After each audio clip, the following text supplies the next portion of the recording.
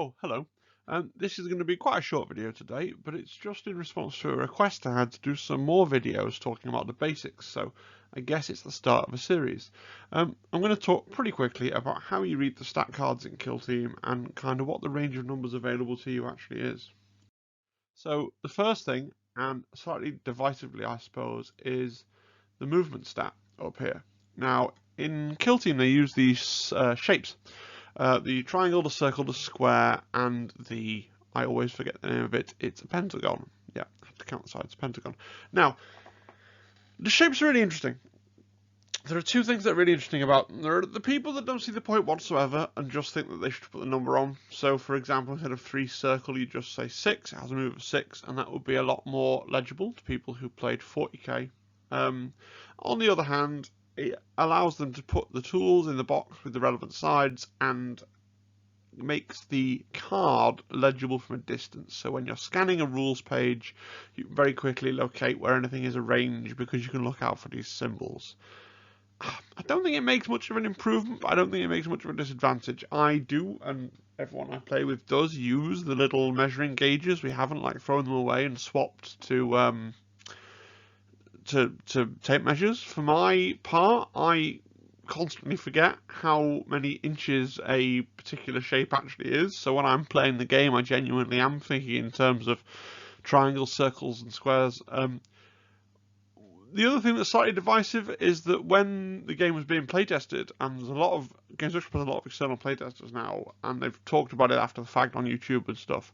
When the game was being playtested, they talked about the rules in terms of the colours, right? Black, white, blue, and red, and the shapes came later when somebody in the editing team went, "Oh, some people are colourblind, so what are we going to do about that?" So you tend to find that people that were playtesting or that speak to playtesters or have friends that were playtesters will tend to talk about the colours, and other people tend to talk about the shapes. I tend to, as I'm sure you've already noticed, annoyingly swap between the two.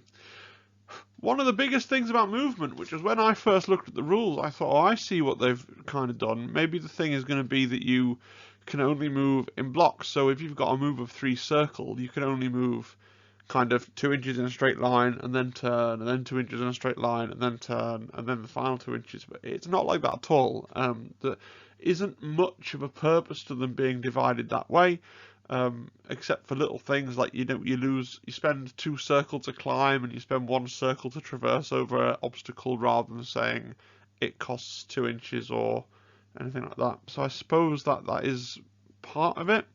At the end of the day, it still seems like a strange decision, but I don't think it's a bad decision. I don't think it's a good decision. I think it's just a thing that happened in the world. So in Kill Team, most things move 3 circle. That's the sort of standard movement. So if you see 3 circle on a card, you should regard that as standard. Necrons and Death Guard have a move of 2 circle, which a lot of people argue makes them really unplayable. But in general, you should regard 2 circle as being absolutely standard. Right, we're going to talk about APL. So that's here on the card. And really, the game is divided into 2 halves. You have the APL 2 teams and the APL 3 teams. So APL is your action point limit. It's a number of things you can do in a turn. So move, shoot, fight in close combat, charge, dash. These are all actions. And so crucially is activating objectives for the various scenarios that require you to activate an objective. So what this means is that a Space Marine can move, activate an objective and still shoot, or move and dash and activate an objective, or move and shoot and then dash back into cover. Having 3 APL like that is quite strong, whereas most other teams only have 2 APL, so they can only do 2 of those things. The APL 3 teams are balanced against the APL 2 teams by having less models. So all the Space Marine teams have 2 action points, but they all have either 5 or 6 miniatures.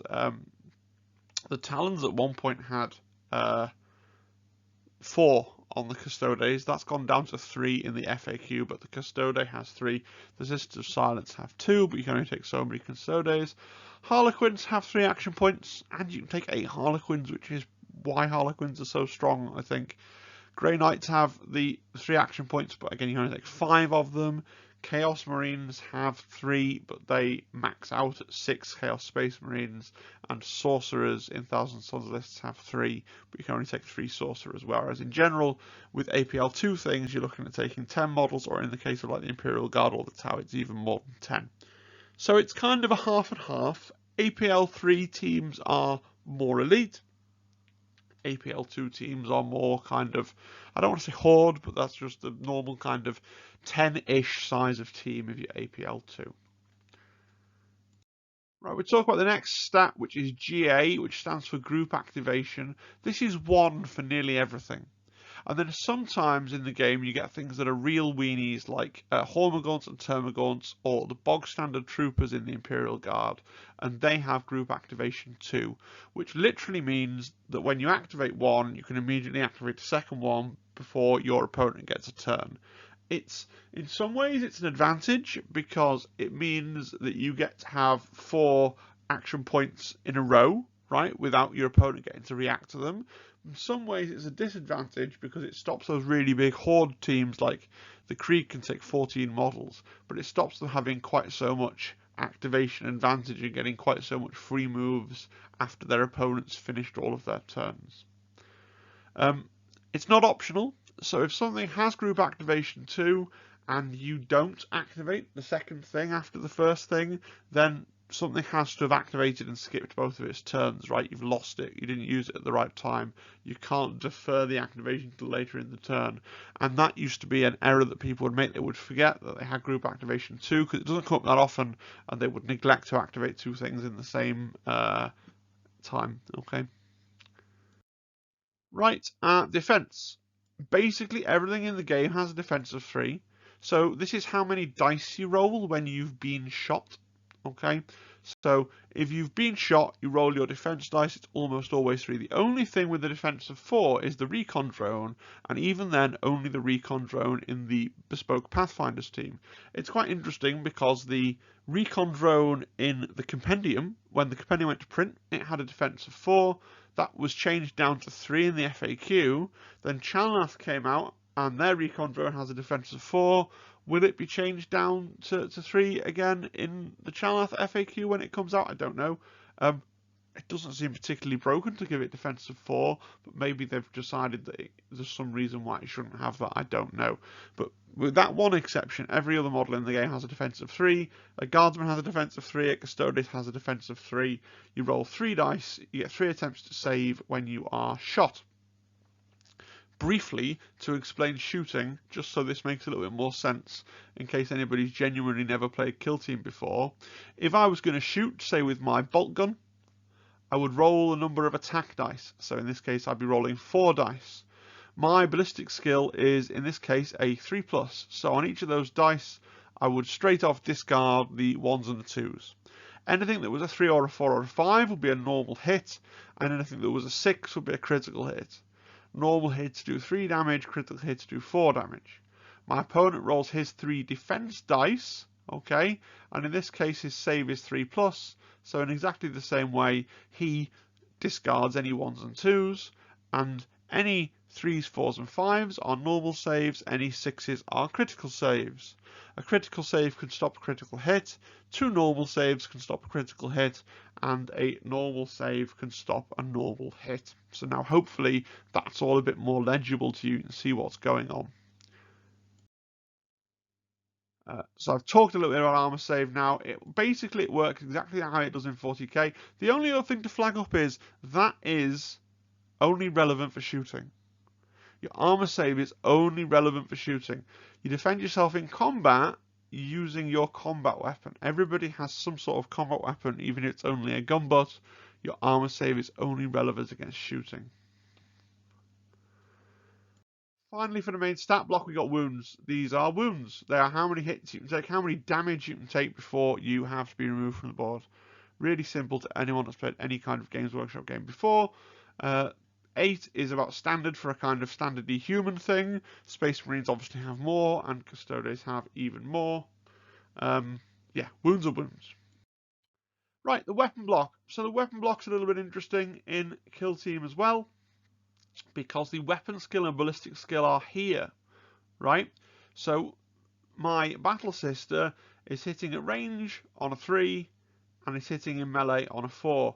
These are exactly the same numbers as you'd expect from 40k, but they're down here with the weapon stats. This is because on some other characters, if you have a character on with a power fist, for example, it would say that the power fist would tend to have a weapon skill of a higher dice than a power sword, right, to balance it, but it would do more damage. So it works a lot like you'd expect it to work in 40k. It's how easy you will find it to hit with the thing. So when you're rolling your attack dice, it's the number that you're looking for. You've got to discard everything under that number. One thing that absolute novices might find difficult is that a lower number for ballistic skill or weapon skill is better, right? Because you're discarding all the things that are under that number. They're the ones that have missed. So in this case, the sister is slightly better at shooting than she is at close combat. For shooting, she'll roll 4 dice, hitting on 3s, and do 3 damage with each hit, or 4 damage on any 6s, whereas in combat she'll roll only 3 dice, hitting on 4s and doing a crit on 6s. But crucially, in combat, and I'm going into explaining the very basic mechanics here as well, but I feel like I need to. Crucially, in combat, both participants in the combat roll their attacks at the same time, okay, and then the person that charged takes their hits and crits and decides whether they want to attack and do damage, or whether they want to use that hit or a crit to cancel out one of their opponent's hits or crits. So the better you are in combat, the better you are at both attack and defense. And to say it again, because some people find it really counterintuitive, your armor has no bearing on your ability in combat. Okay?